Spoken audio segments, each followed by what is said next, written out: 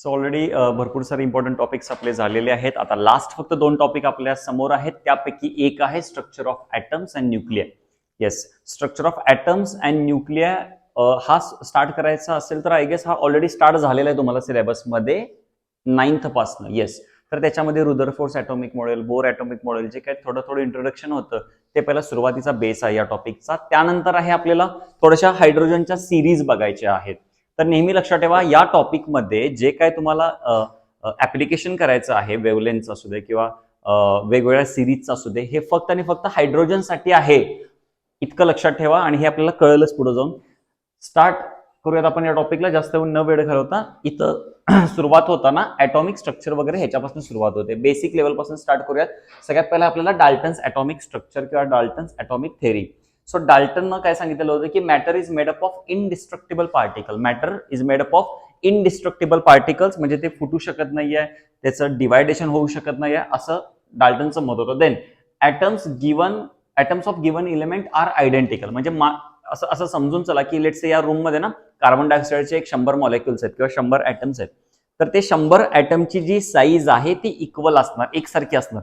असं नसणार आहे की एक कार्बन डायऑक्साईड मोठा आहे दुसरा कार्बन डायऑक्साईड छोटा आहे, असं नसणार आहे. 100चे 100 कार्बन डायऑक्साईडची साईड आयडेंटिकल असणार आहे. म्हणजे पॉईंट काय निघतोय, atoms of given element are identical. Atoms can combine with other atom to form a new substance. 2 atom एकत्र झाल्यानंतर नवीन सबस्टन्स फॉर्म होऊ शकतोय. हे सगळ्यात पहिला सांगितलेलं आहे डाल्टननं. देन ॲटम्स कंटेन्स सब ॲटॉमिक पार्टिकल्स. आताच आपण बघितलं की ॲटम हे डिस्ट्रक्टिबल डिवाइड होऊ शकत नाही, पण ॲटम्स बनलेलं कशापासून आहे, सब ॲटॉमिक पार्टिकल्स. सब ॲटॉमिक पार्टिकल्स कुठले, प्रोटॉन आहे, न्यूट्रॉन आहे, इलेक्ट्रॉन आहे. नेक्स्ट आपण बघायचं ह्याच्यामध्ये त्याचे ड्रॉबॅक्स. या थेरीतले काही ड्रॉबॅक्स पण आहेत की जिथं ते एक्सप्लेन झालेले नाहीयेत. सो त्या ड्रॉबॅक्स पैकी एक आहे number 1, it could not explain the stability of atom. थोडंसं ना ह्याच्यावरती मी एक टेक्निक सांगणार आहे. ही टेक्निक तुम्हाला हेल्प नक्की करणार आहे की पॉइंट्स लक्षात कसे ठेवायचे आहेत. त्यापैकी it could not explain stability of atom, it could not explain line spectrum of element. आता हे ना कळलं नसणार तुम्हाला लाईफ स्पेक्ट्रम म्हणजे काय, ते थोडंफार तुम्हाला हायड्रोजन स्पेक्ट्रम मध्ये पण कळेल. त्यानंतर an atom were indestructible was shown to be wrong by the J Thomson. म्हणजे जे थॉम्सननं जो एक्सपेरिमेंट केला होता त्याच्यात हे जे हे सांगितलेलं होतं की डाल्टन्सनं सांगितलेलं होतं की atom is actually indestructible particle, हे रॉंग प्रूव्ह केलेलं आहे जे थॉम्सननं. ते कसं रॉंग केलेलं आहे, काय काय त्याच्यात आहे हे आपण बघायचं आहे. ऑलरेडी तुम्हाला माहिती आहे की टॉपिक स्टार्ट करतानाच आपण इम्पॉर्टंट सांगतो, तर यातले पण एनर्जीचं इक्वेशन इम्पॉर्टंट आहे या वर्षीसाठी, रेडियसचं इक्वेशन इम्पॉर्टंट आहे, वेलॉसिटीचं इक्वेशन इम्पॉर्टंट आहे, आणि हे सोडून एनर्जी लेवल डायग्राम एक इम्पॉर्टंट आहे जे की मला वाटतं या वर्षीसाठी फिक्स पैकी एक क्वेश्चन आहे. मास डिफेक्ट ऍक्च्युअली हे कॅन्सल होतं आणि ते कॅन्सल मधलं ऍक्च्युअली इम्पॉर्टंट असून सुद्धा ते मागच्या वेळी कॅन्सल होतं. आणि मास डिफेक्ट खूप इम्पॉर्टंट आहे. आयसोटोप्स, आयसोबार, आयसोटोन्स या छोट्या छोट्या डेफिनेशन एक मार्काला करून जावं. भरपूर वेळा प्रिलिम्सला आलेले पण असतील तुमच्या. सो त्यापैकी हे आता स्टार्ट आहे की डाल्टन्स ॲटॉमिक थेअरी हे स्टार्ट होतं या टॉपिकचं. नेक्स्ट आपण बघूयात. नेक्स्ट आपण बघितलं तर जे थॉम्सन्स ॲटॉमिक मॉडेल असेल. जे थॉम्सन्स ॲटॉमिक मॉडेल म्हणजे हे बघा, आता हे लक्षात ठेवायची टेक्निक आहे. तर हे ना एक आपण असं म्हणतो बघा, आपण महाराष्ट्रामध्ये आपण फराळामध्ये आपण बुंदीचा लाडू खातो बरोबर ना. बुंदीचा लाडू ह्याच्यावरती जे कळे असतात आपण म्हणतो, so they are the electrons, आणि त्याच्यामध्ये लेट्स एक मनुका असेल तो पॉझिटिव्ह आहे. थॉम्सनना काय वाटत होतं की number of electrons, number of protons हे सेम असणार आहेत. हे इथपर्यंत क्लिअर होता विषय. पण त्यांनी एक गोष्ट काय सांगितली की त्याच्यामध्ये जो प्रोटॉन असणार आहे, पॉझिटिव्ह चार्ज असणार आहे, तो कुठेही असू शकतोय. हे थोडंसं बघा, ऐकायला पण थोडंसं वेगळं वाटेल, कारण की तुम्हाला आतापर्यंत जे नॉलेज तुम्ही जे पटवून घेतलेलं आहे डोक्यामध्ये की ॲटमच्या सेंटरलाच पॉझिटिव्ह असणार, पण थॉम्सनच्या त्यावेळी आपल्याला माहिती नसायचं की ॲटम्स बद्दल माहिती नसायचं म्हणल्यावर मग बाकीचं न्यूक्लियस वगैरे तर नंतरची लांबची गोष्ट आहे, ते नंतर कळालं आपल्याला. सो थॉम्सननी काय सांगितलं की इट्स म्हणजे ॲटम जो असणार आहे त्यांनी एक स्ट्रक्चर दाखवलंय बघा. असं स्ट्रक्चर त्यांनी काढून दाखवलं की पॉझिटिव्हली चार्ज वगैरे पार्टिकल असणार आहेत, बॉल ऑफ पॉझिटिव्ह चार्ज, आणि हे सगळे निगेटिव्ह इलेक्ट्रॉन्स असणार आहेत. So according to this theory, model of atom is a sphere having uniform positive charge over each and electrons are embedded in it. Electrons आत त्याच्या घुसलेले आहेत किंवा आत बसलेले आहेत. सो थॉम्सननी सगळ्यात पहिला आपल्याला हे सांगितले, लक्षात ठेवा, की टोटल, आता आपल्याला हे सगळं माहिती आहे बघा, की number of protons is equal to number of electrons. हे सगळ्यात पहिलं थॉम्सननी सांगितलेलं होतं. कळा लागले का बघा किती इम्पॉर्टंट आहे तो. So total positive charge is equal to total negative charge. So this model could not explain stability of atom and line spectrum of element. परत एकदा हाच पॉईंट रिपीट झालेला आहे. आता ऐका काय लक्षात ठेवायचं आहे. स्ट्रक्चर ऑफ ॲटम्स जेव्हा स्टार्ट होतं त्यावेळी सगळ्यात पहिला सायंटिस्ट येतात डाल्टन्स आणि त्यानंतर सायंटिस्ट येतात थॉम्सन. ह्याच्यामध्ये ना ड्रॉबॅक काय लक्षात ठेवा, दोन्हीकडे पण कॉमन आहे. It could not explain stability of an atom, हा एक नंबरचा ड्रॉबॅक फिक्स आहे. It could not explain the line spectrum of element. ह्या दोन गोष्टी फिक्स ठेवा. ड्रॉबॅक जर आलं चुकून तर 6 मारायचे तिथं. लक्षात आलंय का बघा. पहिल्या दोघांसाठी मी म्हटलं, फक्त पहिल्या दोघांसाठी. ओके, पहिले दोघं कोण आहेत, रुदरफोर्डच्या आधी, असं लक्षात ठेवा. नेक्स्ट पॉईंट आपला आहे रुदरफोर्ड ॲटॉमिक मॉडेल. हे तुम्हाला माहिती आहे, रुदरफोर्ड हे नाव खूप फेमस आहे कारण की त्यांनी कामच तसं करून ठेवलेलं आहे. आज जे आपण म्हणतोय की एखादा कुठलाही ॲटम घेतला, लेट से Na घ्या, Cl घ्या, कुठलाही असा एलिमेंट घ्या. लेट से आपण Na पासून स्टार्ट करूया. तुम्हाला माहिती आहे Na ला 11 इलेक्ट्रॉन्स असतात, 281. सो 11 इलेक्ट्रॉन्स म्हणजे प्रोटॉन्स पण किती आहेत तिथं, 11 आहेत. न्यूट्रॉन्स पण किती आहेत तिथं, 11 आहेत. पण ते प्रोटॉन्स आणि न्यूट्रॉन्स कुठं राहतात, त्या ॲटमच्या सेंटरमध्ये राहतात. म्हणजे सेंटरला पॉझिटिव्ह चार्ज आहे, हे पहिला कोणी सांगितलं, रुदरफोर्डनी. तर त्या सेंटरला जो पॉझिटिव्ह चार्ज असणार आहे तिथं मास त्या पूर्ण ॲटमचा असं एकवटलेला असणार आहे, हे पण कोणी सांगितलं, रुदरफोर्डनी. हा जो सेंटरला मास जे एकवटलेला आहे या पूर्ण ॲटमचं, त्याला आजपासून काय म्हणा, न्यूक्लियस म्हणा, असं त्यांनी त्यावेळी सांगितलेलं होतं. जे आपण आजही आपण न्यूक्लियस म्हणतोय. Central part of the atom is called as nucleus, हे आपण आज सुद्धा म्हणतोय. त्यामुळे किती फेमस सायंटिस्ट आणि त्यांचं हे एक्सप्लेनेशन आहे ते आपण आजही वापरतोय. सो एंटायर मास, आता बघूयात त्यांनी काय काय सांगितलेलं आहे. Entire mass of the positive charge, actually हे जे मास असणार आहे ॲटमचं, इट इज कन्फाइंड और कॉन्सन्ट्रेटेड. मध्ये किती असेल, almost 99.9% of mass is confined और concentrated at the central part. And now we have to call it as a nucleus. So nucleus या शब्दाचाच अर्थ किंवा शब्दाचा शोध जो आहे तो त्यांनीच, म्हणजे न्यूक्लियसमध्ये एकत्र असणार आहे, हे त्यांनी पहिला सांगितलेलं आहे. Then electrons revolve around the nucleus in a circular orbit and then to the spiral path. इथं थोडंसं ना लक्षात ठेवावं लागेल. अकॉर्डिंग टू रुदरफोर्ड काय वाटत होतं रुदरफोर्डना, की सेंट्रल पार्ट, तर हे तरी बरोबर सांगितलं त्यांनी, पण नंतर जाऊन काय सांगितलं की इलेक्ट्रॉन्स असे सर्क्युलर पाथमध्ये रिव्हॉल्व होतील, नंतर जाऊन ते इन्व्हर्ट स्पायरल येतील. ऑब्झर्वेशन स्किल बघा इथं चांगले असले पाहिजेत, क्लिअर होईल. अभ्यास करायची पण गरज नाहीये. इथं 2 मिनिटं हा व्हिडिओ बघितला तर क्लिअर होऊन जाईल की जेव्हा इलेक्ट्रॉन फिरत असणार आहे तर तो पहिला सर्क्युलर होईल आणि स्लोली स्लोली स्लोली काय होईल, तो कधी स्लोली स्लोली जाऊन तो कुठं आपटेल, जाऊन तो न्यूक्लियसवरती आपटेल, इन्व्हर्ट स्पायरल पाथ, असं सांगितलं होतं त्यांनी. देन द नेसेसरी, आता हे फिरण्यासाठी जो सेंट्रिपेटल, म्हणजे जो सर्क्युलर मोशनसाठी कुठला फोर्स लागतो आपल्याला सांगितलेला आहे टॉपिक नंबर 1 मध्ये, centripetal force. So the necessary centripetal force is equal to electrostatic force between electrons and protons. Electrons हे त्या ॲटमच्या बाहेर असतील, न्यूक्लियसच्या बाहेर असतील, न्यूक्लियसच्या आत असणार आहेत प्रोटॉन्स. ह्याच्यामध्ये हे निगेटिव्ह आहे, पॉझिटिव्ह आहे. ह्याच्यामध्ये जो फोर्स असतो तो इलेक्ट्रोस्टॅटिक फोर्स असतो. So the necessary centripetal force for revolution is given by the electrostatic force between electrons and protons. Atom as a whole, बाहेरनं ॲटम जर बघितला, atom as a whole is electrically neutral, हे same सांगितलेलं आहे. The most of the atoms most consist of empty spaces, म्हणजे हे जर तुम्ही न्यूक्लियस सोडलं आणि ते बाहेरचं हे शेल्सच्या मध्ये जी जागा आहे, it is most empty space आहे म्हणून सांगितलेलं आहे. सो ह्याच्या 4-5 पॉईंट आहेत ते रुदरफोर्डने सांगितलेले होते, जे IMP होते ते लक्षात ठेवायला लागतील आपल्याला. हे खूप फेमस झालेले होते. आता त्यानंतरची प्रोसेस आहे का, जेव्हा कुठलाही सायंटिस्ट नवीन कुठलाही शोध लावून सांगतो की बाबा असं असं या गोष्टीत आहे, त्यावेळी त्याला कन्फर्मेशन मिळाला, त्याला ती गोष्ट खरोखर आहे का नाही आहे हे कन्फर्म व्हायला ना, पहिला जगातले बाकीचे सायंटिस्ट पण त्याच्यावर विचार करतात, त्यांना टाइम दिला जातो. मग ते जे बाकीचे सायंटिस्ट आहेत ते थोडेसे त्यातनं ड्रॉबॅक्स काढत असतात, चुका काढत असतात. त्याच या ड्रॉबॅक्स आहेत, तेच ह्या चुका आहेत की आज आपल्याला माहिती आहे ना की आज आपलं वेल डेव्हलप न्यूक्लियस ॲटॉमिक स्ट्रक्चर आपल्याला माहिती आहे, पण ते त्यावेळी माहिती नव्हतं. त्यावेळी ज्या चुका झालेल्या होत्या त्या अशा आहेत, म्हणजे रुदरफोर्डचे ड्रॉबॅक्स हे आहेत. The motion of electron around the nucleus is invert spiral path, असं सांगितलेलं होतं त्यांनी, की जो इलेक्ट्रॉन फिरणार आहे तो असा फिरत फिरत फिरत फिरत फिरत फिरत फिरत फिरत येणार कुठे, तो शेवटी न्यूक्लियस वरती येणार, असं सांगितलेलं होतं. पण आपल्याला माहित आहे की आत येत नाहीये, इनवर्ट स्पायरल पाथ नाहीये त्याचा. बघा जे मोशन ऑफ इलेक्ट्रॉन त्यांनी सांगितलं होतं की न्यूक्लियस वरती येऊन असा, सपोज हा इलेक्ट्रॉन आहे तर हा असा फिरत फिरत फिरत येईल आणि लास्टला येऊन कुठं कोलाइड होईल न्यूक्लियस वरती. सो असं काय होत नाहीये, म्हणजे हे चुकीचं सांगितलेलं आहे, म्हणजे हा ड्रॉबॅक आहे. Then most atoms are very stable and secondly they do not emit continuous magnetic radiation. म्हणजे हा पॉईंट असा असायला पाहिजे होता, पण त्यांनी काय सांगितलेलं आहे, रुदरफोर्डने काय सांगितलं की जेव्हा हा इलेक्ट्रॉन इनवर्ट स्पायरल पाथमध्ये येत असणार आहे तेव्हा इमिशन टाकत येतोय. का लागले का, कंटिन्युअस इमिशन बाहेर टाकत येतोय, कंटिन्युअस एनर्जी बाहेर टाकत येतोय, कंटिन्युअस एनर्जी बाहेर टाकत येतोय आणि लास्टली जाऊन तो कोलाइड होतोय. पण आपल्याला तरी काय शिकवलेलं आहे की इलेक्ट्रॉन कधी एनर्जी इमिट करतो किंवा गेन करतो, जेव्हा तो एका शेल मधून दुसऱ्या शेलला उडी मारतो. का लागले का बघा, जेव्हा एनर्जीची शेल ट्रान्सफर होते, एका शेल मधून दुसऱ्या शेलला जातोय, तेव्हाच तो एनर्जी चेंज करत असतोय.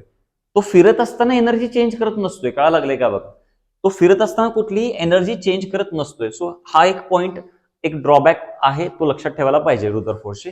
नेक्स्ट आपण बघूयात, रुदरफोर्ड झालेला आहे. नेक्स्ट आहे जर्जर मार्सडन एक्सपेरिमेंट. हा जर्जर मार्सडन एक्सपेरिमेंट पण खूप फेमस झालेला आहे. तर हा एक्सपेरिमेंट तुम्हाला पण आय गेस असेल, 8th मध्ये 9th मध्ये असेल. त्याच्यासाठी हे आहे लक्षात ठेवायचं की हा एक सोर्स घेतलेला आहे. हा सोर्स आहे अल्फा पार्टिकलचा, पॉझिटिव्ह पार्टिकलचा सोर्स आहे. त्याला ठेवलेला आहे आपण लीड बॉक्समध्ये. कशात ठेवलेला आहे, लीड बॉक्समध्ये. लीड बॉक्समध्ये ठेवल्यानंतर तो जो सोर्स आहे त्याच्यातनं जी रेज यायला लागलेले आहेत किंवा जो इलेक्ट्रॉन्स रेज जे बाहेर यायला लागलेत ते असे सरळ जायला लागलेत. आता चान्सेस हे आहेत की ते इकडं आणि इकडं जाऊ शकतात. मग हे जे कॉल्युमिनेटर आहेत ते काय काम करतात की त्या रेजला कुठेही डिफ्लेक्ट होऊन देत नाहीत. कुठेही डिफ्लेक्ट होऊन न दिल्यामुळे हे जातील सरळ, स्ट्रेट जातील आणि ते कुठं जाऊन पडतील, गोल्ड फॉइलवरती. कुठं जाऊन पडतील, गोल्ड फॉइल. तर गोल्ड फॉइल वरती पडल्यानंतर थोडंसं इथं डिफ्लेक्शन वगैरे दिसतंय बघा, म्हणजे हे जे काय डिफ्लेक्शन झालेलं दिसतंय. मग जर्जर मॅर्सडेननी काय केलेलं आहे की हे सगळं पहिला प्रोसेस ऑब्झर्व केली.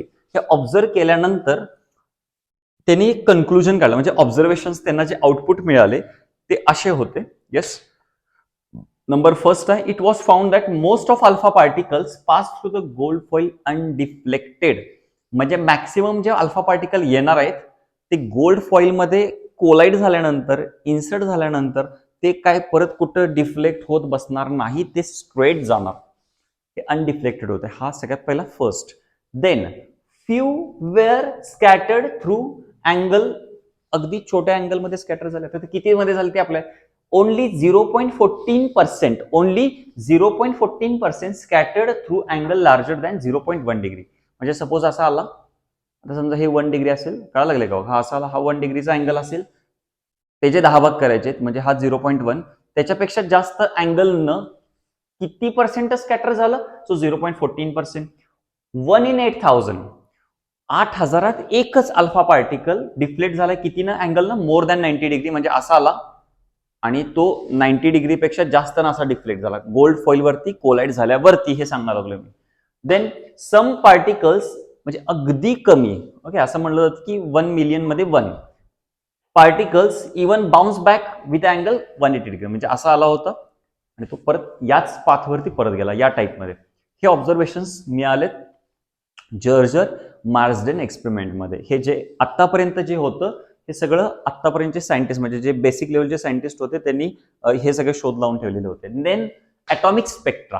नेक्स्ट आपल्याला पॉईंट कुठला शिकायचा आहे, ॲटॉमिक स्पेक्ट्रा. ॲटॉमिक स्पेक्ट्रा म्हणजे काय बघा, वेन हे पहिला हे माहिती नसते आणि आपण स्पेक्ट्रमच्या डायग्राम काढत बसतोय. पहिला हे समजून घ्या ॲटॉमिक स्पेक्ट्रा म्हणजे काय. When metallic object is heated, when metallic object is heated, जर ते हिट झाले then it will emit radiations of different wavelength. ते काय करतील, इमिट करतील रेडिएशन्स ऑफ डिफरंट वेवलेंथ.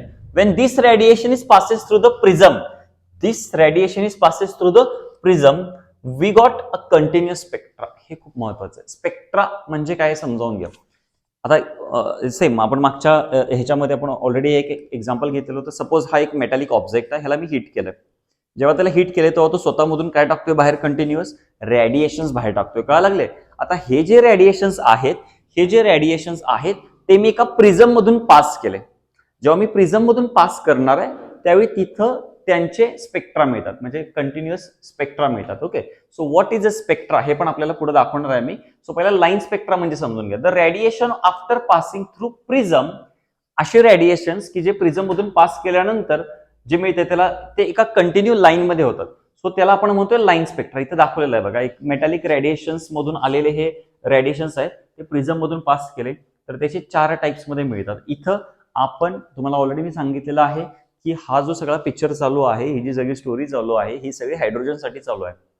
कारण की या सगळ्या सायंटिस्टनी सगळ्यात पहिला पकडलेला इलेमेंट होता hydrogen. So hydrogen H alpha, H beta, H gamma, H delta हा काय प्रकार आहे सर?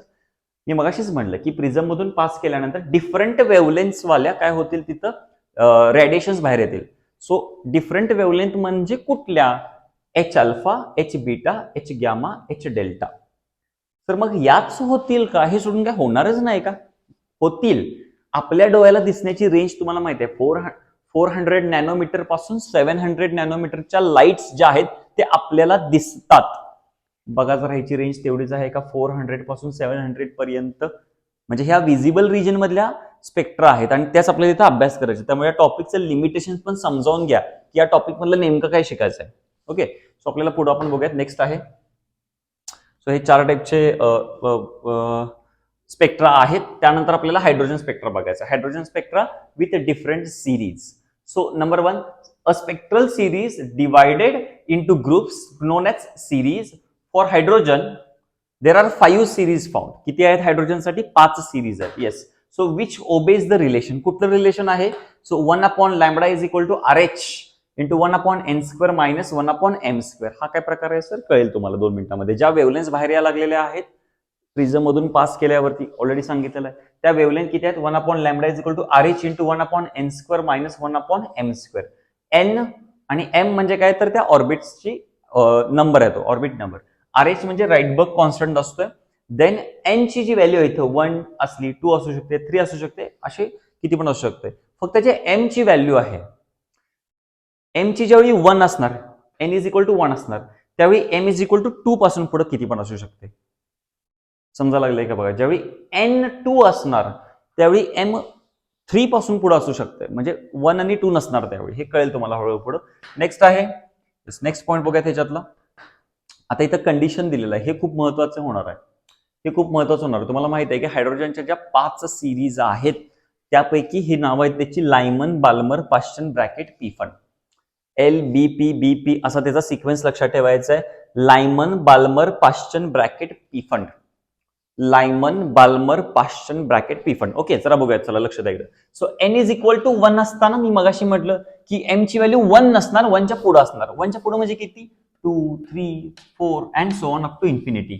या सिरीजचं नाव पडले लायमन सिरीज. ह्याचं नाव पडलेलं आहे लायमन. हे आपल्याला बरंचसं डिटेल पुढेही बघायचं आहे, बरंचसं डिटेल पुढे बघायचं आहे. इथं n इज इक्वल टू 2 असताना, n इज इक्वल टू 2 असताना m ची व्हॅल्यू किती आहे? 2 पासून पुढे 3, 4 अप टू इन्फिनिटी. ह्याला म्हणणार आहे आपण Balmer series. n is equal to 3 असताना चेक करा काय चेंज व्हायला लागले बघा. इथं 1 असताना 2 पासून पुढे, इथं 2 असताना 3 पासून पुढे, इथं 3 असताना किती होणार? 4 पासून पुढे. मग या सिरीजचं नाव काय पडणार? Paschen series. n is equal to 4 असताना, n इज इक्वल टू 4 असताना इथं m ची व्हॅल्यू किती पडायला लागले? 5 च्या पुढे इन्फिनिटी पर्यंत. आणि n इज इक्वल टू 5 असताना m ची व्हॅल्यू 6 च्या पुढे. ह्याला म्हणतो पीफंड. लक्षात हे ठेवायचे n च्या व्हॅल्यू. ते पण ऍक्च्युअली लक्षात ठेवायला लागत नाही, सिक्वेन्स लक्षात ठेवा. LBP असं सिक्वेन्स होईल त्याचा. Lyman, Balmer, Paschen, Brackett, Pfund. n is equal to 1 2 3 4 5. m ची व्हॅल्यू त्याच्या पुढे होईल. ओके, नेक्स्ट आहेत बोर्स पॉस्युलेट. अच्छा, सो बोर्स हा ना म्हणजे ऍक्च्युली जे मेन ऍटॉमिक स्ट्रक्चरचं जे मेन काय म्हणणार आपण त्याला, जो वाटा गेलेला आहे की कुणी लावला शोध, तर बोर्सच्या ते रिजन मध्ये येतंय. कारण की बऱ्यापैकी जे तुम्ही आज शिकायला लागलेला आहात 99.9% हे बोर्सने सांगितलेलं आहे आणि त्यामुळेच आपल्याला हे बघू शकतो. सो बोर्स पॉस्युलेट नंबर 1, बोर्सचे जे काय थेरी आहे, त्याने जे काही थेरी सांगितला ही 3 भागांमध्ये त्याने डिवाइड केले.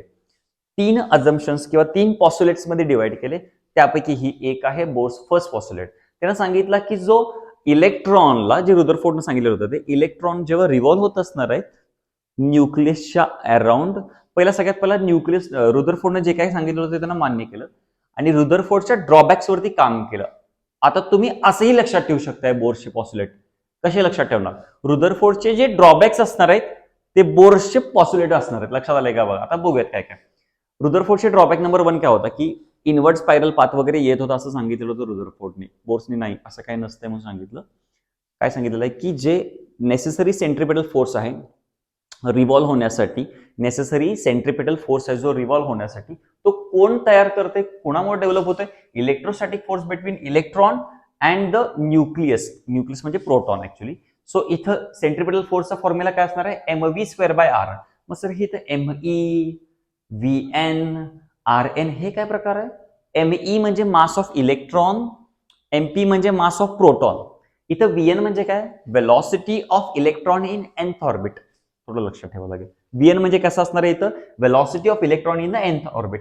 What is RN? Radius of electron in the nth orbit.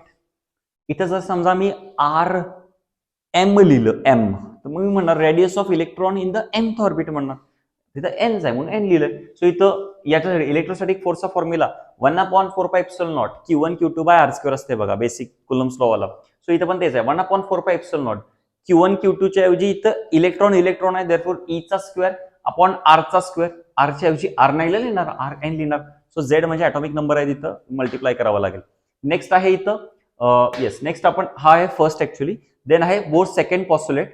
Bourse second postulate मध्ये समजून काय घ्यायचं की जो इलेक्ट्रॉन रिव्हॉल्व्ह होणार आहे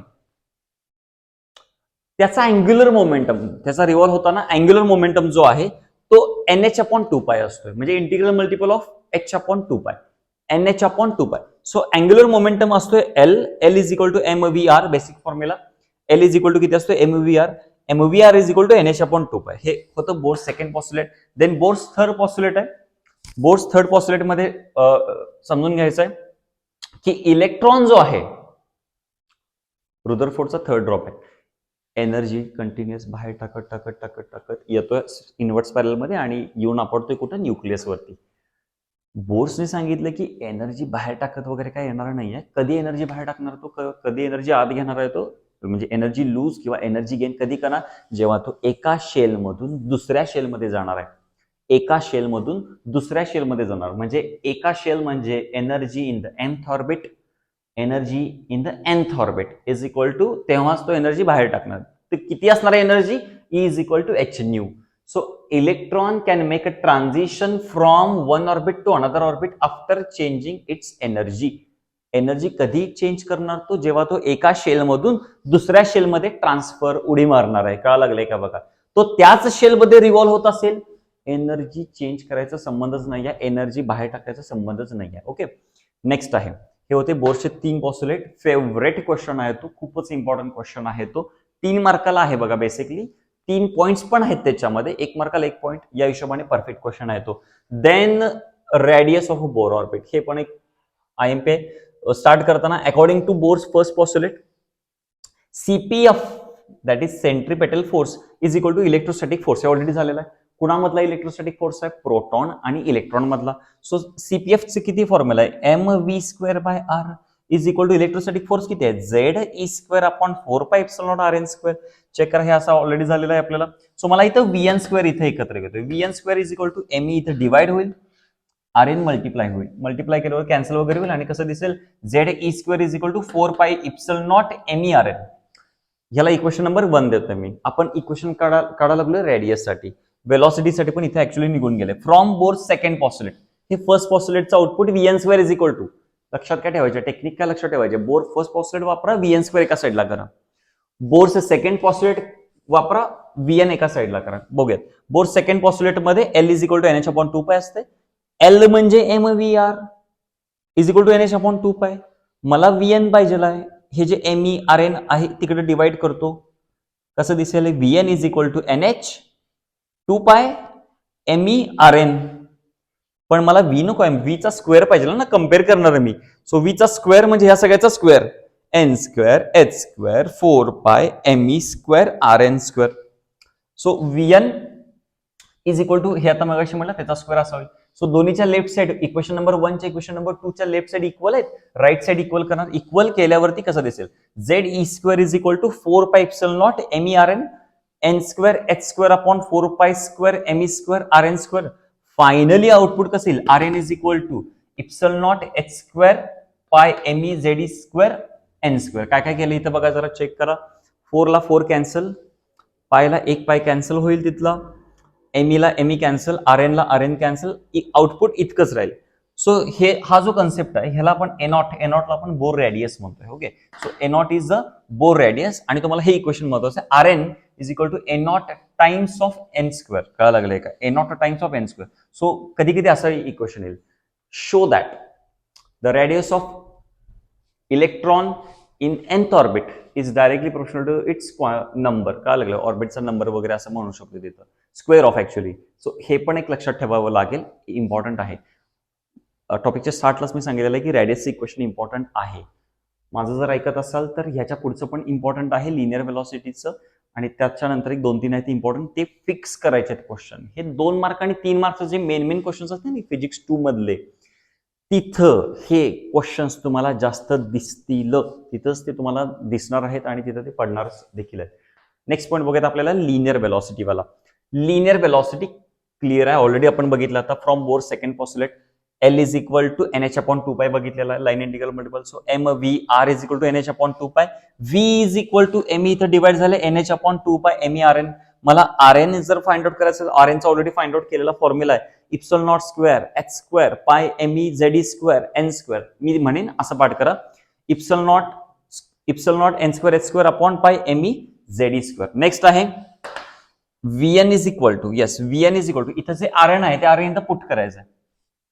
पुट केल्यावरती आणि सॉल्व्ह वगैरे केल्यावरती नेक्स्ट कसं दिसेल, VN is equal to ZE square 2 epsilon naught NH. 2 epsilon naught NH लक्षात ठेवायचं, ZE square 2 epsilon naught NH. हे एक इम्पॉर्टंट होतं.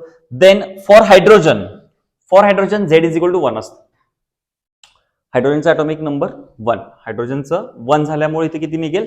सो E स्क्वेअर राहिलेला काय ह्याच्यामध्ये, बघा ह्याच्यात काय राहिलं, E square 2 epsilon naught HN, 2 epsilon naught HN. So VN is inversely proportional to N. म्हणजे मी बॉक्स का करून द्यायला लागलोय, तुम्हाला 2 टाईपमध्ये इक्वेशन विचारू शकतात. एक तर डायरेक्ट क्वेश्चन विचारतील, किंवा show that RN is inversely proportional to N square, और show that VN is inversely proportional to N. या टाईपचे क्वेश्चन विचारू शकतात. नेक्स्ट पॉईंट आहे आपला अँग्युलर व्हेलॉसिटी. अँग्युलर व्हेलॉसिटी म्हणजे ओमेगा. ऑलरेडी आपल्याला सगळ्यांना माहिती आहे, V is equal to R omega. V माहिती आहे तुम्हाला, R माहिती आहे. V is equal to R omega वरून ओमेगा फाइंड आउट करणार या टाईपमध्ये, जे की सिंपलच आहे. आउटपुट हे लक्षात ठेवायचं आहे, omega is inversely proportional to N cube.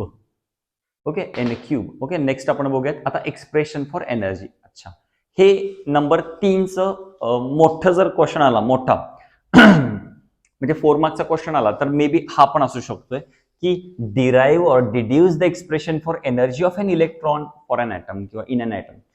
याच्यामध्ये टोटल एनर्जी काढावी लागेल. टोटल एनर्जी म्हणजे कशी असणार आहे, kinetic energy plus potential energy. Total म्हणजे कसं असणार आहे, कायनेटिक प्लस पोटेन्शियल. आता आपण पहिला कायनेटिक बघणार, त्यानंतर इथनं खाली पोटेन्शियल बघणार, ऍडिशन करणार आणि टोटल बघणार. ओके, सो फॉर कायनेटिक काय लक्षात ठेवायचं आहे, फर्स्ट पॉस्टुलेट.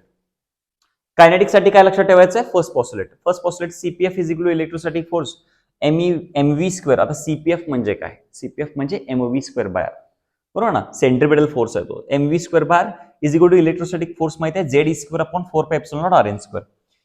इथं मी काय करतोय जरा चेक करा, व्यवस्थित लक्ष द्या इकडं. इथं ME VN तसंच ठेवतोय, RN तिकडं किंवा कॅन्सल वगैरे करून टाकतोय. जेव्हा मी कॅन्सल करतोय त्यावेळी असं दिसेल, ME म्हणजे MV square is equal to ZE square 4 pi epsilon not RN होईल, कारण की एक RN कॅन्सल झालंय. मला MV स्क्वेअरला 1/2 न मल्टिप्लाय करतोय, इकडे पण 1/2 न मल्टिप्लाय करतोय. हे पुस्तकात दिलेलं नाहीये. 1/2 न मल्टिप्लाय करायचं हे पुस्तकात दिलेलं नाही, डायरेक्ट स्टेप दिला, तुम्हाला कळतच नाही हे ह्याच्यावरनं हे कसं आलं हे कळतच नाहीये. कारण की तिथं आपल्याला कायनेटिक एनर्जी काढायचं असते. कायनेटिक एनर्जी सर कुठनं काढायला लागले, मला हा फॉर्म्युला बघ, 1/2 MV स्क्वेअर. 1/2 MV स्क्वेअर हा कुणाचा फॉर्म्युला आहे, कायनेटिक एनर्जीचा फॉर्म्युला आहे. So kinetic energy is equal to 1/2 MV square is equal to ZE square 8 pi epsilon naught RN. ZE square epsilon naught RN equation number 1 असेल. For potential energy basic formula परत ऐका. Kinetic साठी काय लक्षात ठेवायचं आहे, bourse first postulate. लक्षात तुम्ही ऍटलीस्ट जेव्हा तुम्ही नोट्स वगैरे अगदी जर लिहित काढत असला बघत, तर मी म्हणेन की for total energy T is equal to KE plus P, K is equal to Bohr's first postulate, CPF is equal to electrostatic force. What is output, तिथं कायनेटिक एनर्जी साईडला काढावी लागेल. इतकं डोक्यात ठेवा इथपर्यंत. Then for potential energy P is equal to electrostatic potential into charge. Electrostatic potential KQ by R. K Q by R कुठे झाले? इलेक्ट्रोस्टॅटिक्स मध्ये झाले. के म्हणजे 1/4πε0, क्यू म्हणजे इथं ई असणार आहे, बाय आर म्हणजे इथं आर एन असणार आहे. चेक करा. फोर्स पाहिजे असेल तर K Q square by R square मगाशी बघितलेलं होतं. पोटेन्शियल पाहिजे असेल तर K Q by R into charge आहे ई, म्हणजे हे जर मल्टिप्लाय केलं तर minus Z E square 4πε0 R N. Equation 1 equation 2 मध्ये पुट वगैरे केल्या, आता हे पोटेन्शियल एनर्जी झाली. मगाशी टोटल एनर्जी इथं होती. दोन्ही पुट केल्यावरती Z E square is equal to 8πε0 R N. कसं येते? झेड ई स्क्वेअर मागचं होतं ते 8πε0 प्लस आणि हे मायनस करून. आता ह्याच्यातनं सगळंच कॉमन निघू शकतंय. आतमध्ये राहणार आहे वगैरे, म्हणजे सॉल्व्ह वगैरे केल्यावरती किती निघतंय? Minus Z E square 8πε0 R N.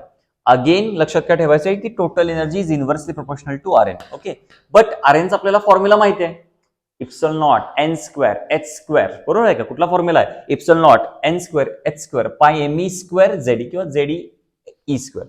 So total energy मध्ये आर एनच्या जागी इथं मी पुट करतोय, इथं आर एनच्या जागी हा फॉर्म्युला पुट करतोय. पुट करून सॉल्व्ह वगैरे केल्यावरती फायनली हे असं इक्वेशन येईल, minus M E Z E raise to 4 Z square E raise to 4 8 epsilon naught square H square.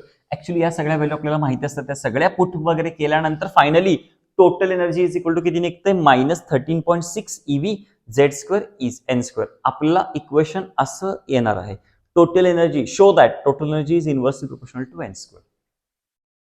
हे खूपच इम्पॉर्टंट होतं, म्हणून इतका वेळ आपल्याला लागला समजून घ्यायला, पण इम्पॉर्टंट आहे. 4 मार्कांसाठी आले तर ऑब्व्हियसली कष्ट तर करावे लागणार आहेत थोडे.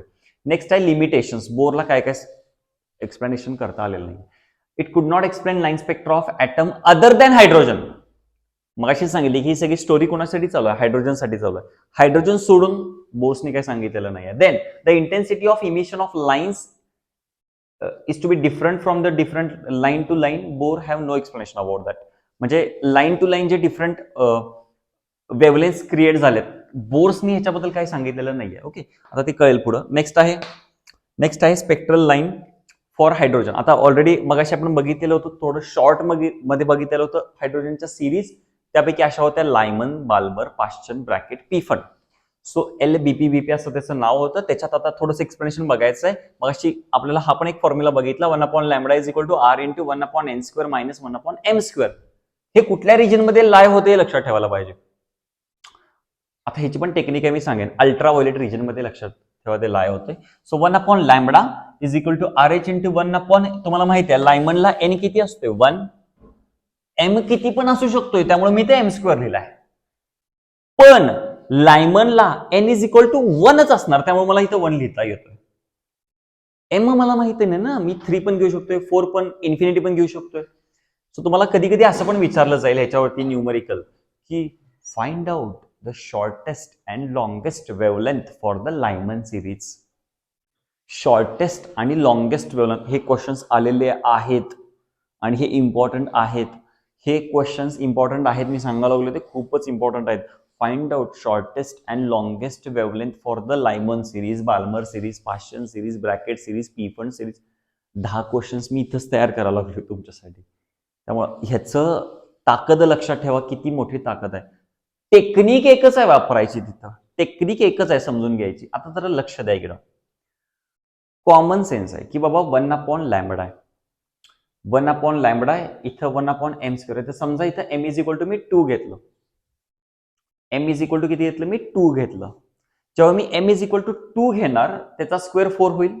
आणि ज्यावेळी मी m is equal to infinity घेणार, इन्फिनिटीचा स्क्वेअर केला तर हे बऱ्यापैकी नॉट डिपेंड. किंवा 4 घेतलं, सर 2 घेतलं होतं, 2चा स्क्वेअर 4 आला, 4 घेतल्यावरती 16 आलं, 16 आल्यावरती हे उत्तर अजून कमी झालं. हे कमी झालं म्हणजे हे उत्तर वाढलं. कळायला लागले का बघा? म्हणजे इन्व्हर्सली असल्यामुळं.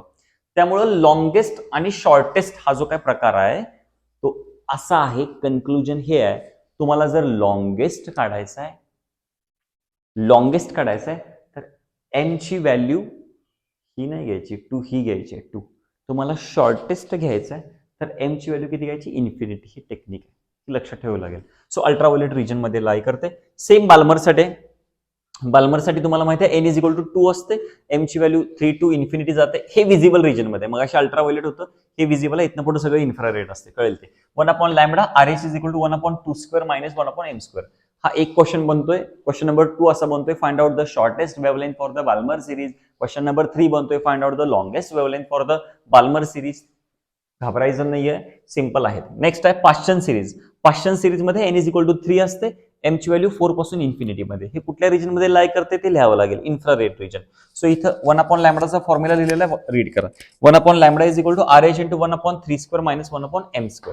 नेक्स्ट आहे ब्रॅकेट सिरीज. ब्रॅकेट सिरीज मध्ये एन इज इक्वल टू 4 असते, एमची व्हॅल्यू पुढे जाते, इन्फ्रारेड इन्फ्रारेड इन्फ्रारेड. लक्षात कसं ठेवायचं आहे आता बघा पूर्ण स्टोरी. अच्छा 1-2 मिनिटं हे पहिला कव्हर करूया. Bracket series. ब्रॅकेट सिरीज मध्ये 1 lambda N is equal to 4 असते. 4 टाकलं, एमची व्हॅल्यू काय पण असू शकते, काय पण म्हणजे 4च्या पुढे काही पण असू शकते. तो पी फंड सिरीज मध्ये एन इज इक्वल टू 5 असणार आहे, एमची व्हॅल्यू 5च्या पुढे किती पण असू शकते, इन्फ्रारेड रिजन आहे. आता लक्षात कसं ठेवायचं आहे सर, सारांश सर, समरी द्या. ऐका समरी. 1 2 3 4 5 5 सिरीज आहेत हायड्रोजनच्या. Lyman, Balmer, Paschen, Brackett, Pfund. लक्षात ठेवायचं L B P B P. N is equal to 1, N is equal to 2, N is equal to 3, N is equal to 4, N is equal to 5. Ultraviolet, visible, infrared infrared infrared. आता आणि काय आता आणि किती short मध्ये सांगू, हे clear cut. हे खूप, हे जे 30 सेकंद होते ना, हे मागच्या 8-9 मिनिटाचे एक्स्ट्रॅक्ट करून होते. हे खूप महत्वाचं होतं. नेक्स्ट इम्पॉर्टंट क्वेश्चन आहे energy level diagram. Energy level diagram important in terms of diagrammatical questions. Already 2018ला क्वेश्चन रिपीट झालाय. 2019 नंतर कोरोनावर तुम्हाला रिपीट म्हणजे कट सिलेबस मध्ये होता, त्यामुळे नाही आलेला. पण आता काही कोरोना नाही आहे, त्यामुळे इम्पॉर्टंट आहे क्वेश्चन. इथे E1 E2 E3 असे हे दिलेले आहेत. इथं -54 पाहिजे. येस, 0.-54 वगैरे पाहिजे. असं हे कमी कमी होत जाईल, कळेल तुम्हाला. सो एनर्जी लेवल डायग्राम बघायला लागलो. ऑलरेडी आपल्याला माहिती आहे की हायड्रोजनला 4 लेवलच्या 4 टाईपचे रेडिएशन्स असतात. म्हणजे हे 4 आहेत बघा प्रत्येक ठिकाणी.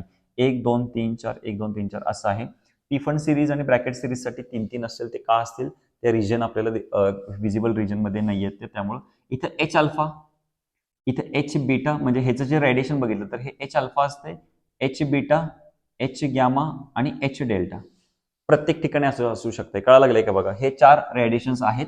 सो डायग्राम मध्ये लक्षात कसं ठेवायचं चेक करा. लक्ष द्या इकडं. एकूण 8 लाईन्स काढायचे, फक्त स्पेस वाढवत जायचंय. 1 2 3 4 5 6 7 8 8 लाईन्स काढायचे. ही डायग्राम लक्षात कशी ठेवायची त्याच्यासाठी सांगा लागलोय, लक्ष द्या. येस, सो डायग्राम मध्ये 8 लाईन्स काढायच्या आहेत. त्यापैकी इथं थोडस जवळजवळ आहेत आणि हे स्पेस वाढवत जायचं आहे. पहिल्या जी लाईन स्टार्ट होते ती 2 सोडून तिसरीवरती 3 1 असं करेल, त्याला पी फंड. त्यानंतर त्याच्या खालती आलेलो आहे, परत त्याच लाईनीत पुढे परत एक खालती असं करत हे डायग्राम लक्षात ठेवावी लागेल. एन इज इक्वल टू 1 2 3 असं इन्फिनिटी पर्यंत जाणार आहे. इथे एनर्जी लेवल पहिल्याची -13.6, दुसऱ्याची 3.4. हे कसं काढायला लागलाय, N is inversely proportional to n², असा हा फॉर्म्युला आहे. ऍक्च्युली E1/n² करूयात, म्हणजे तुम्हाला क्लिअरच होईल ते. आता समजा मला तिसऱ्याची पाहिजे, थर्डची पाहिजे. मदत पहिल्याची किती असते, -13.6 असते. अपॉन nचा स्क्वेअर. किती वेळची पाहिजे, तिसऱ्याची म्हणून 9. ह्याचं उत्तर काढलं तर 1.51 येणार. सो इथं आहे बघा E3. सिमिलरली असं होईल. याच्यावरती न्यूमरिकल पण विचारू शकतात, जे इम्पॉर्टंट आहेत. ओके, नेक्स्ट पॉईंट बघूयात आपण एनर्जी लेवल डायग्राम नंतर. नेक्स्ट पॉईंट बघूयात. एनर्जी लेवल डायग्राम झालेली आपल्याला. तर ॲटॉमिक न्यूक्लियस आपण बऱ्यापैकी सेकंड पार्टकडे आलेलो आहे. सेकंड पार्ट मध्ये स्टार्ट करताना ॲटॉमिक नंबर आहे. ॲटॉमिक नंबर म्हणजे number of protons present in the nucleus. न्यूक्लियसच्या आत प्रोटॉन किती आहेत. ॲटॉमिक नंबर Z न डिनोट करतोय. ॲटॉमिक मास आहे. ॲटॉमिक मास म्हणजे कसं असणार आहे, number of nucleons. Sir what is nucleons. Nucleons म्हणजे जे न्यूक्लियसमध्ये राहतात ते. कोण कोण राहतात न्यूक्लियसमध्ये, प्रोटॉन्स राहतात आणि न्यूट्रॉन्स राहतात. कळा लागले का बघा. So A is equal to P plus N, protons plus neutrons. Next आहे आयसोटोप. आयसोटोप, आयसोबार आणि आयसोटोन हे 3 कन्सेप्ट आहेत. So isotope, the atoms of elements having same atomic number but different mass number.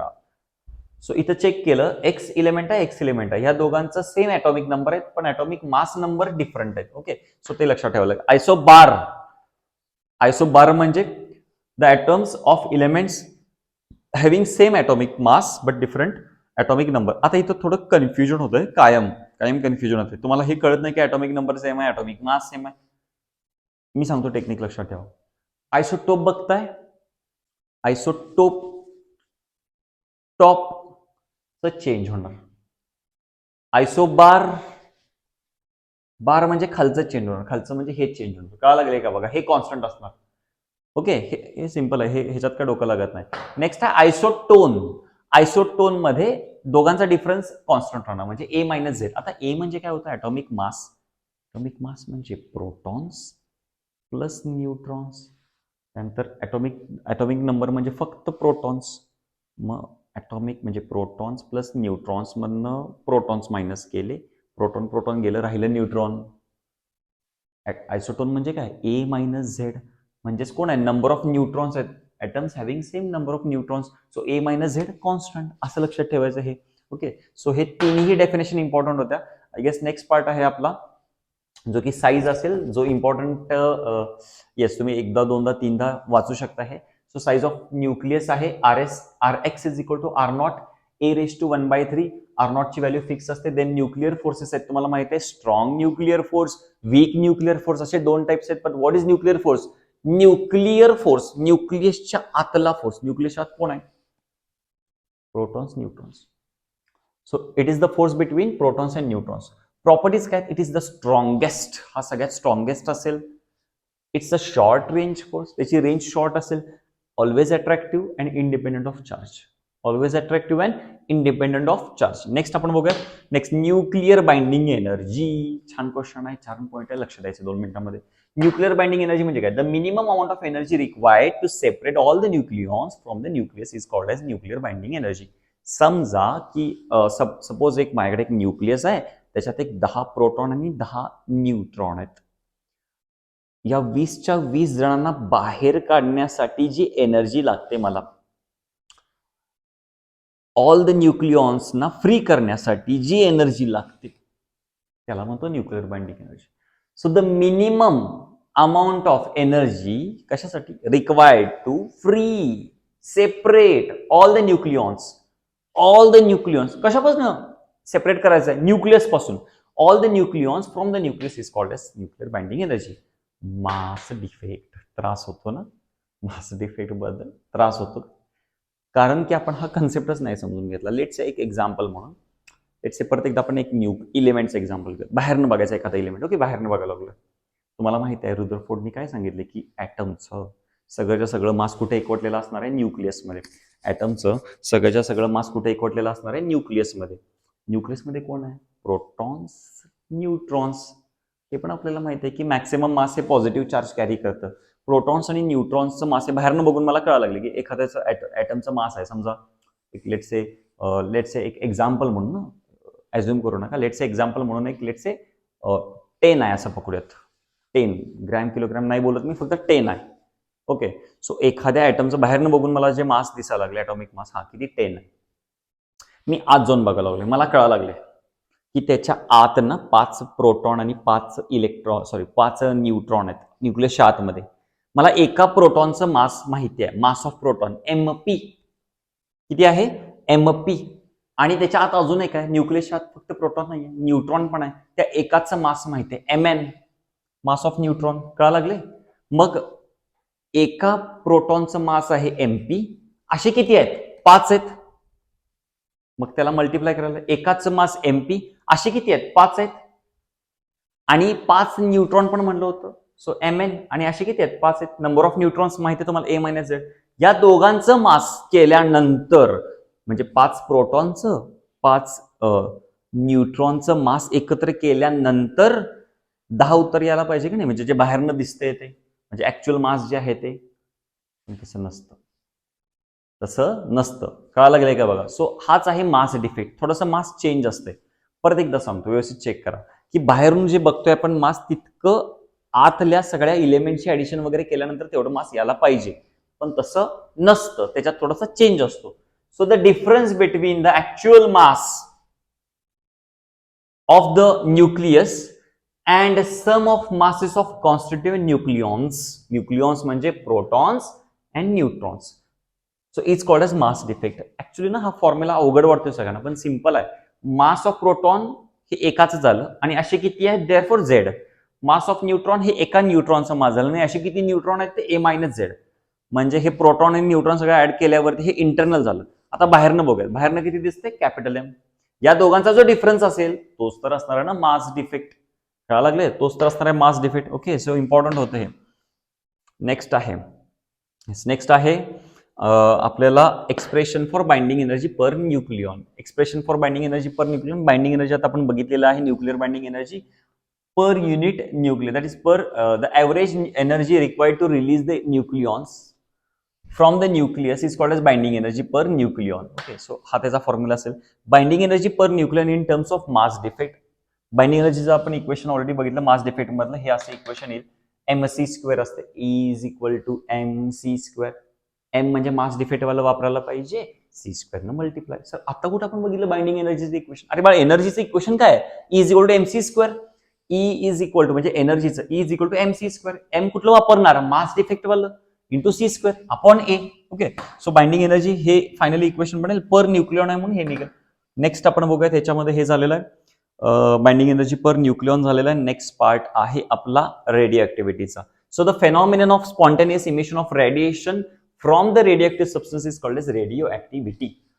तुम्हालाही माहित आहे की uranium, thorium हे जे काही हेवी मासेस असलेले जे इलेमेंट आहेत ते शांत बसत नाहीत, ते स्वतःमधून काय करतात, कंटिन्युअसली एनर्जी बाहेर टाकतात, रेडिएशन्स बाहेर टाकतात. हे जे स्पॉन्टेनियसली बाहेर टाकतात त्यामुळे ह्याला कन्सेप्टला म्हणतोय रेडिओ ऍक्टिव्हिटी. सगळेच इलिमेंट टाकत नाही तर कोण टाकतात? Radioactive substance. काय बाहेर टाकतात? Radiation. So the phenomenon of emission of radiation कशातनं? From radioactive substance. या फेनॉमिनला म्हणतोय रेडिओ ऍक्टिव्हिटी. सो याचा लॉ आहे, बाहेर टाकण्याचा जो रेट आहे. So the rate of radioactive disintegration is directly proportional to the number of nuclei present at that instant. त्याच्यात राहिलेले किती आहेत त्याला डायरेक्टली प्रोपोर्शनल असेल. So n is equal to n not e raise to minus lambda t हा formula आहे त्याचा. थोडासा डीके लॉ पण म्हणतो त्याला आपण. काय म्हणतो त्याला? Decay law. Then half life period आहे. हाफ लाईफ मध्ये half life of radioactive material. So time taken for the number of parent radioactive nuclear of the particular space is reduce to half of its value. It is called as radioactive material. So त्याचा formula आहे 0.693 upon lambda. ह्याच्याबद्दल एक misconception तुमच्या डोक्यातनं काढतो. Let's say की एखाद्या इलेमेंटला ना, let's say त्याच्याकडे एक 10 इलेमेंट्स आहेत असं मानून चला, आणि तो बाहेर टाकायला लागलाय 10 जे काय आहे ते त्याच्या पद्धतीमध्ये. ओके, आणि ते बाहेर टाकत असताना लेट्स से मानून चला की त्याला 10 मिनिटं लागायला लागलेत. 10 बाहेर टाकायला किती लागायला लागलेत? 10 मिनिटं. मग हाफ बाहेर टाकायला, 5 इलेमेंट्स बाहेर टाकायला किती वेळ लागेल? तुम्ही म्हणणार सर 10 इलेमेंट्स बाहेर टाकायला 10 मिनिटं लागले, 5ला 5 मिनिटं लागतील. रॉंग, चुकीचं आहे. हाच तर डीके लॉ आहे. काय लागले का बघा, पहिल्यासाठी म्हणजे पहिल्या मिनिटांमध्ये जास्त फास्ट तो बाहेर टाकतो इलेमेंट्स, आणि त्यानंतर हीच प्रोसेस स्लो होते. काय लागले का बघा, हे हाफ लाईफ पिरियड मधून आपल्याला हे कळते. एव्हरेज लाईफ म्हणजे काय? The time duration in which parent radioactive nuclei of a particular species decay to its 30%, 37% of its original quantity. हे लक्षात ठेवावं लागेल. 37% हा आकडा लक्षात ठेवा. नेक्स्ट आहे इथपर्यंत बरंचसं इम्पॉर्टंट आपण कव्हर केलेलं आहे, आणि आपण बऱ्यापैकी आता लास्ट पार्टकडे येत आहे टॉपिकच्या, जो की आहे न्यूक्लिअर फिशन आणि न्यूक्लिअर फ्युजन. नेक्स्ट कुठला असणार आहे? न्यूक्लिअर फिशन आणि न्यूक्लिअर फ्युजन. ऑलरेडी तुम्हाला माहिती आहे की न्यूक्लिअर फिशन ही रिॲक्शन ॲटॉमिक बॉम्बमध्ये वापरली जाते. बेसिकली रिॲक्शन काय? युरेनियम घ्यायचा, एक न्यूट्रॉनचा कोलायडेशन करायचं, त्यानंतर त्याचे 3 न्यूट्रॉन बाहेर पडतात. जेव्हा त्याचं कोलायडेशन होते 3 न्यूट्रॉन बाहेर पडतात, क्रिप्टॉन बेरियम बाहेर पडते, आणि हीट एनर्जी, थर्मल एनर्जी बाहेर पडते. त्या 3 न्यूट्रॉनच्या पुढे परत जर युरेनियम आपण प्लेस केले तर परत 3 neutron, krypton barium energy, 3 neutron, krypton barium, म्हणजे it's a chain reaction already झाले बघा. ते न्यूक्लिअर फिशन मध्ये आहे. So a heavy fission splits up to a higher nuclear. Then nuclear fusion मध्ये काय असणार आहे? 2 लाइटर न्यूक्लियर एकत्र करून तिथं रिएक्शन केली जाणार आहे. हायड्रोजन बॉम्ब पण आता जे आलेले आहेत ते याच न्यूक्लिअर फ्युजन या बेसवरती आहेत. So 2 or more lighter nuclear combination to form a heavy nucleus. It does not require a high temperature, it requires extremely high temperature. Fission can be controlled. आता तर तुम्ही म्हणला की it can not be control होतं, nuclear reactor वापरायला लागतो त्याला, nuclear reactor. So fission can be control, fusion process can not be control. So हा डेंजरस बॉम्ब. आता हायड्रोजन बॉम्बचं मी एक्झाम्पल सांगितलं. Hydrogen is a lighter weight element. 2 hydrogen एकत्र केल्यानंतर मॅक्सिमम एनर्जीवाला इलेमेंट बॉम्ब एक तयार होऊ शकतो. त्याचं एक एक्झाम्पल आहे. It forms a chain reaction, it does not forms a chain reaction. So I guess इथं न्यूक्लिअर फिशन, न्यूक्लिअर फ्युजन आणि आय गेस लास्ट पार्ट आपला इथं कव्हर झालेला आहे. लास्ट पार्ट कव्हर झालेला आहे जिथं हा टॉपिक जे इम्पॉर्टंट पॉईंट्स होते ह्याच्यातले सगळे पॉईंट्स आपण कव्हर केलेले आहेत. त्याचे आयडियल आन्सर्स कसे पाहिजे आहेत ते पण आपण इथं मेन्शन केलेलं आहे. सो नक्की हा व्हिडिओ तुम्हाला हेल्प करत असेल, तुमची मदत करत असेल तर नक्की कमेंट करून कळवा की तुमच्या कमेंटमुळेच माझा कॉन्फिडन्स अजून जास्त वाढतोय असल्या व्हिडिओ तुमच्यापर्यंत जास्तीत जास्त पोहोचवण्याचा. सो रिक्वेस्ट करतो की कमेंट त्या बाबतीत करा जर तुम्हाला नक्की या व्हिडिओची हेल्प होत असेल. सो अगेन तुम्हाला जशी मदत होते तुमच्या मित्रांना जे आता 12th आहेत, मैत्रिणींना 12th जे आहेत त्यांच्यापर्यंत ही मदत पण पोहोचू दे. त्याच्यासाठी हे चॅनल शेअर करा, सबस्क्राईब करा आणि आवडलं तर नक्की लाईक करा. थँक्यू.